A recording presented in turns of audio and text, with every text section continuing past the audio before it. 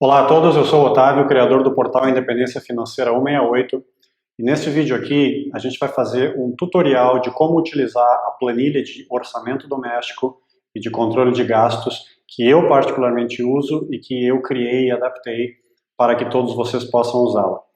Então esse tutorial é uma sequência do curso, da live, da webinar que eu fiz sobre esse tema. Nesta live eu expliquei alguns dos princípios básicos da utilização dessa planilha. Se você não teve a oportunidade de assistir a live, ela está gravada e está disponível no meu canal do YouTube. Eu sugiro que você dê uma olhada nessa live para entender a mecânica, ou pelo menos os princípios básicos de funcionamento dessa planilha. E se você não esteve na live, você não recebeu ainda essa planilha em Excel, então o que você tem que fazer para receber é entrar na minha página no portal e se cadastrar na nossa newsletter.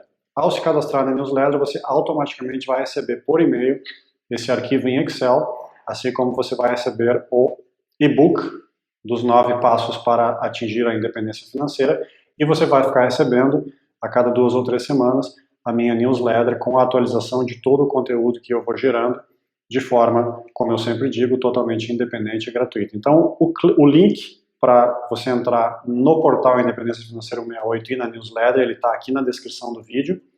E a partir de agora, então, eu vou começar o tutorial para a gente explicar bem rapidamente, de forma resumida, como utilizar essa planilha de controle de gastos e de orçamento doméstico, que, como eu falei na live, é fundamental para que você tenha controle sobre os seus gastos e que você consiga começar a se aproximar da independência financeira e que você consiga fazer todas as mudanças que são necessárias, principalmente no seu estilo de vida e no seu custo de estilo de vida, que são tão importantes para a chegada na independência financeira. Então vamos lá? Vamos começar. Muito bem, acredito que vocês já tenham aqui um visual da planilha, então deixa eu abrir ela aqui para mim, e agora eu fico com a tela maior, e aí consigo mostrar para vocês melhor. Então assim, só recapitulando o princípio básico dessa planilha aqui, essa planilha tem a cada mês um valor projetado e um valor realizado. O valor projetado é o seu orçamento, é aquilo que você vai fazer antes do mês começar. Então vamos dizer que você está trabalhando na planilha para o mês de junho, então o ideal é que na última semana de maio você sente que você preencha essas informações na planilha projetado para o mês de junho, que é a projeção da sua renda, das suas receitas e dos seus gastos. Então esse é o seu orçamento, e esse exercício é importante para justamente dar para você uma visualização da sua situação mês a mês, antes do fato, antes de acontecer, porque é importante que você contabilize as suas despesas ao final do mês, mas tem um detalhe, já aconteceram, né? Você não tem mais como agir sobre aquelas despesas. Então, por isso que eu insisto muito que é importante, pelo menos por alguns meses, no início desse processo, você faça esse orçamento mês a mês. Talvez depois de um certo momento você já está habituado, você já fez as mudanças que são necessárias, aí talvez você possa relaxar um pouquinho e fazer só o realizado. Mas eu insisto que esse exercício de fazer o projetado, de fazer o orçamento antes do mês começar, é importante dentro do processo de educação financeira e de utilização desse instrumento de controle de gastos. Então, vocês podem ver que é uma planilha como qualquer outra. Eu começo aqui colocando as receitas, tá? E aí nas receitas você vai lançar o seu salário líquido. Tá? Eu prefiro ver a informação em termos de renda, a renda líquida, né? Porque a gente tem que fazer os descontos, os impostos, as deduções, as contribuições obrigatórias, e quando a gente vai analisar os números, principalmente a taxa de poupança, eu prefiro que a gente analise sobre a sua renda líquida. Então eu prefiro que você lance aqui somente o seu salário líquido, a sua renda líquida. Então, essa planilha ela é bem flexível, né? Cada um tem a sua realidade, mas aqui eu coloquei salário, bônus, pensão, horas extras, 13º salário, etc. Você pode vir aqui e mudar ela como você quiser, você pode acrescentar linhas, eu deixei algumas linhas aqui em branco, como vocês podem ver, para vocês acrescentarem coisas diferentes, ou vocês podem simplesmente vir aqui, deletar e escrever alguma outra categoria. Então aqui a gente tem, entre o salário líquido e as férias, a sua renda ativa, ou seja, aquela renda que você precisa trabalhar para receber, e tem um item aqui que são o que eu chamo de juros recebidos ou sua renda passiva, ou seja, aquela renda que você recebe sem ter que trabalhar, seja dos seus investimentos, imóveis que você tem, participação em empresas, uma aposentadoria, eventualmente, que eu considero, seja uma aposentadoria privada ou pública, eu considero renda passiva, porque é uma renda que você recebe independentemente de trabalhar. Então você vai lançando tudo isso aqui, primeiro no projetado, e aí você vai chegando nos valores totais de renda. Eu tenho uma segunda categoria que eu chamo de investimentos, que é o quanto você investe, ou seja, o quanto que sai da sua conta corrente e vai para os seus investimentos. Isso também é uma parte importante dentro da filosofia que eu utilizo, que quanto maior for, isso melhor, certo? Ou seja, quanto maior for o dinheiro que você está investindo todo mês, mais rápido você está se aproximando da independência financeira. Então eu coloquei aqui algumas categorias, ações, tesouro direto, renda fixa, previdência privada, tem espaço ali para acrescentar outras, mas isso aqui basicamente é aquele valor que você vai tirar da sua conta corrente e você vai transferir para algum tipo de investimento. Então você vai lançar aqui e depois o sistema vai contabilizar como uma saída para fazer o fechamento no final. Bom, a gente entra agora na categoria das despesas. Basicamente eu divido as nossas despesas em 3 categorias, na verdade 4, que como vocês podem estar vendo aqui, a primeira categoria que eu chamo de necessidades básicas, a segunda categoria é a educação, depois lazer e entretenimento, e a última categoria doação e caridade. É o meu jeito de ver as despesas, mais uma vez você pode ver de uma forma diferente e você pode fazer as mudanças aqui na planilha. Dentro das necessidades básicas, como o nome está dizendo, a gente tem habitação, transporte, alimentação, saúde e outros. Então, eu tenho aqui uma lista de despesas, que de novo podem ser iguais às suas ou diferentes, você pode mudar como você quiser. Então aqui na habitação a gente coloca todos os custos, todos os gastos que estão ligados ao fato de você morar em algum lugar. Depois nós temos o transporte, que também entram todas as despesas, você possui um automóvel, você tem várias despesas que são ligadas àquilo, mas também entra transporte coletivo, se você utiliza o transporte coletivo ou por aplicativo, enfim, são todas as suas necessidades de locomoção que todos nós de uma forma ou outra temos. A terceira categoria é a alimentação, ou seja, todos os custos ligados à sua alimentação. E aí depois a gente tem saúde e aí a gente tem uma categoria de outras. Então, de novo, você pode classificar aqui como você quiser. Veja aqui, o que é interessante aqui, eu tenho um subtotal por cada uma dessas categorias. Então eu tenho subtotal habitação, subtotal transporte, alimentação e assim sucessivamente, porque isso nos dá uma visualização do total que a gente está projetando e que a gente está gastando em cada uma dessas categorias. Por experiência, como eu comentei na nossa live, essas 3 primeiras aqui, habitação, transporte e alimentação, são as nossas 3 maiores despesas. Então, o que eu sempre digo é que em termos de controle de gastos, otimizar essas 3 é um dos aspectos mais importantes que a gente tem à frente. Então, se a gente consegue otimizar essas 3 despesas, a gente provavelmente vai ter um controle bem interessante sobre os nossos gastos. Então tem uma totalização aqui no final, o total das despesas básicas, e aí aqui entra a parte de análise que eu acho super importante. Ou seja, aqui nós temos uma análise de o quanto a sua despesa básica está representando da sua receita. Okay? Então você pode ver aqui que pelo projetado, a soma das despesas básicas estão representando 38% da minha receita líquida, e esse é um número que a gente tem que ficar controlando. Depois vem a educação, que nesse exemplo aqui que eu dei, fictício, está representando 5% do total da receita. Então aqui, nessa categoria de lazer e entretenimento, você tem as despesas de lazer, então são todas aqueles itens que você faz parte do seu entretenimento, então algum hobby, algum esporte, viagens, tudo isso você vai contabilizar aqui.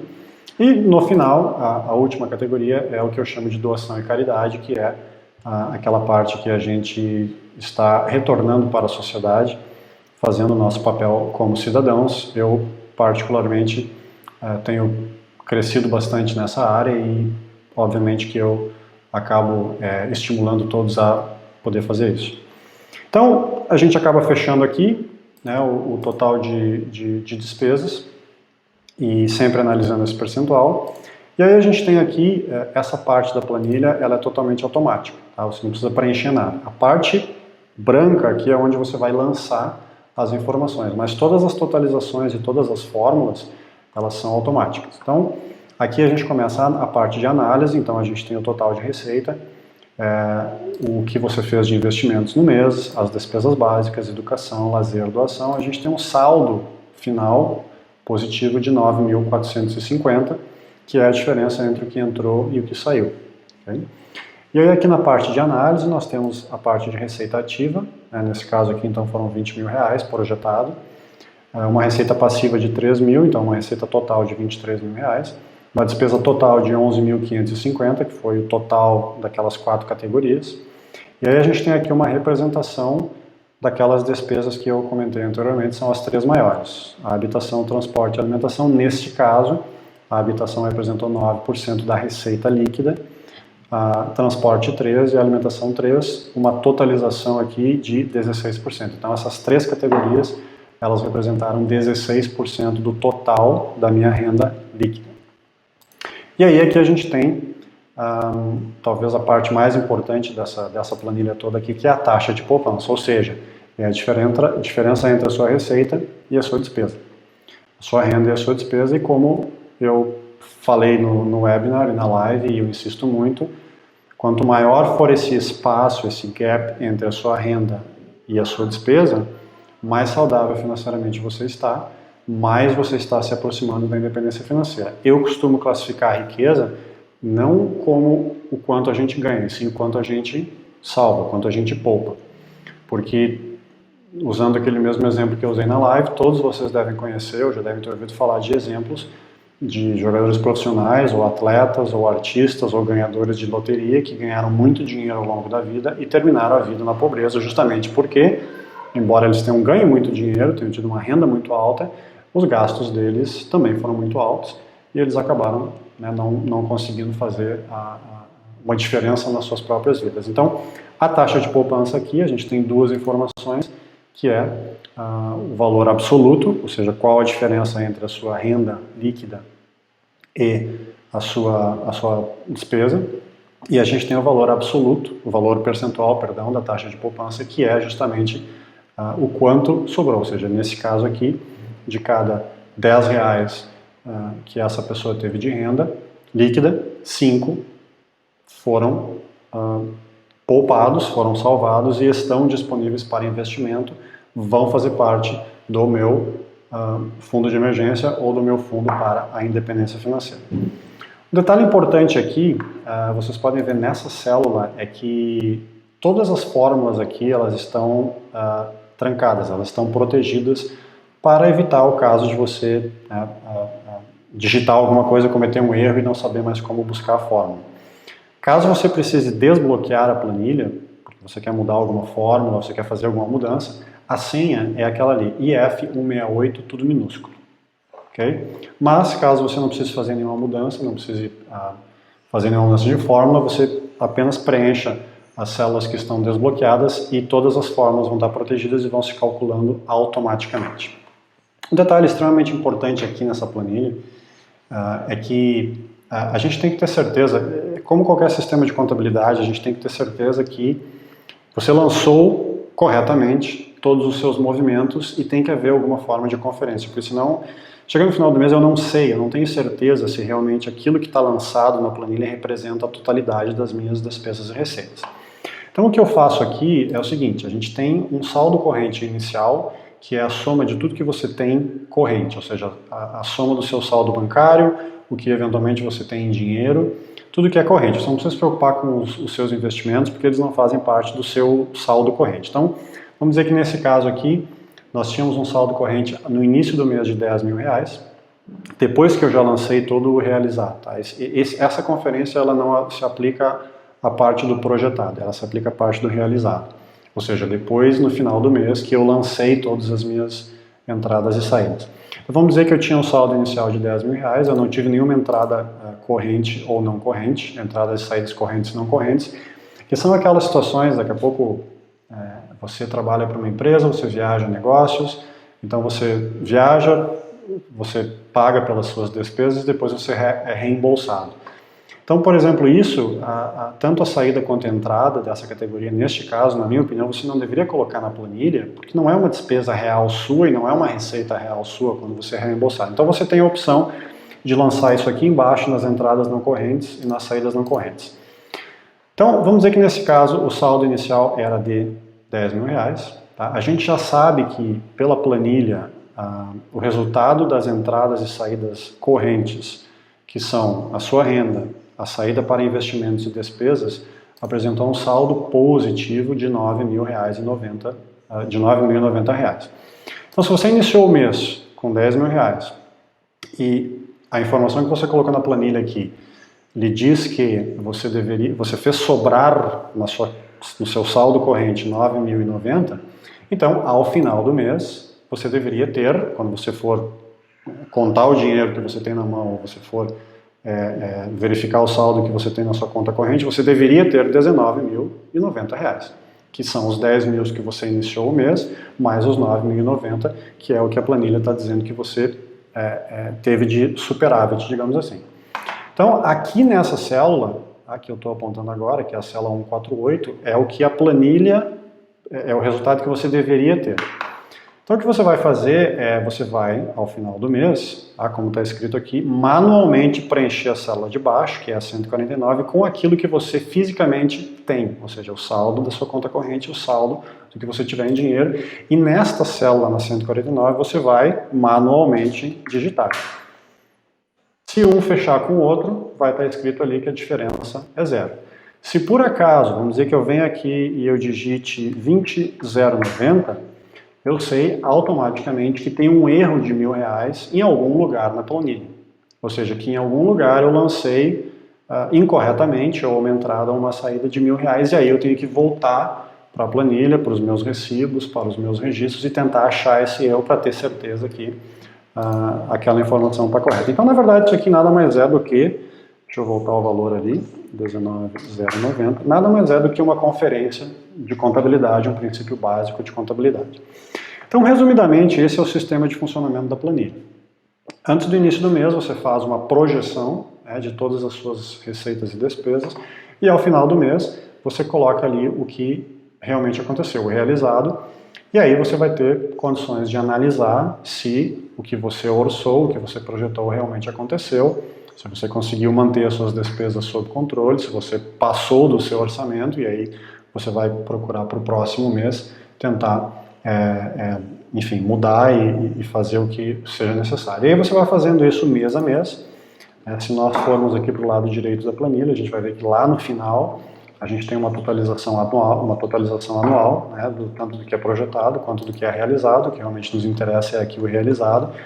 E ao final do ano a gente realmente, né, depois de um período longo, a gente vai ter condições de fazer uma análise mais estratégica dos números, porque a gente sabe que analisar isso num mês apenas é um período muito curto de tempo, mas lá no final do ano a gente vai poder ver realmente qual é a taxa de poupança ao longo de um grande período, o quanto que a habitação, por exemplo, está representando sobre a minha receita, e assim sucessivamente. Então, de novo, para quem está habituado a trabalhar com Excel, isso aqui é super simples, não tem problema nenhum, tá? Vai ser super fácil. Se você não está habituado a trabalhar com Excel, mesmo assim, eu acredito que vai ser fácil também, porque toda a planilha está construída, as fórmulas estão bloqueadas, então o que você realmente tem que fazer é ter o trabalho de digitar as informações, tanto do projetado quanto do realizado, e aí a partir disso você começa a ter uma visualização melhor da sua situação financeira, e com a informação você vai ter muito melhores condições de eventualmente agir sobre isso. E né, por aquele exemplo clássico, daqui a pouco você vem aqui e começa a ver que depois de 1, 2, 3 meses a sua taxa de poupança é 3%, o que evidentemente é muito baixo. Você começa a ter condições de enxergar aonde você pode mudar, o que você pode mudar, e gradativamente, a gente sabe que reverter uma situação dessas, na maioria dos casos, é um processo longo, mas você pelo menos você começa a ter informação. Dá trabalho? Dá. Principalmente no início, até que você se acostume com a mecânica do sistema, você vai perder algumas horas por mês para fazer isso. Mas eu te dou a garantia de que isso vale a pena, porque isso vai mudar o seu patamar a sua vida financeira, isso vai realmente trazer um benefício.